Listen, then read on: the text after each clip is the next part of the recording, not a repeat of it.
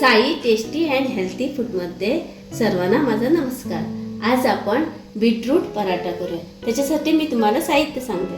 साहित्य बघा, 1 वाटी बीटरूट, 1 वाटी कांदा, 1 चमचा चाट मसाला, जिरा पावडर, हळद पावडर, कोथिंबीर पावडर, लाल तिखट आणि थोडंसं गरम मसाला आणि कोथिंबीर बघितली ना. हे आता मी पीठ आहे ना, ही वाटी बघितली ना, ही 2 वाटी मी गव्हाचं पीठ घेतलं आहे. आता सर्व मी एकीकडे करून पीठ मळून घेते आणि चवीपुरतं मीठ घालते.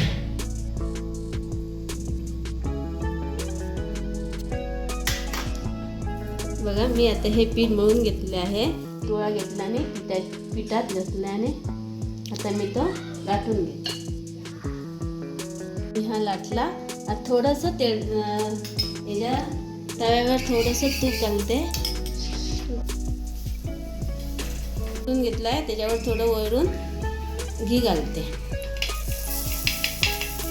आता हा पराठा भाजला आहे. मी माझं चॅनल आहे ना, Sai tasty and healthy food, subscribe करा, शेअर करा आणि लाईक करा.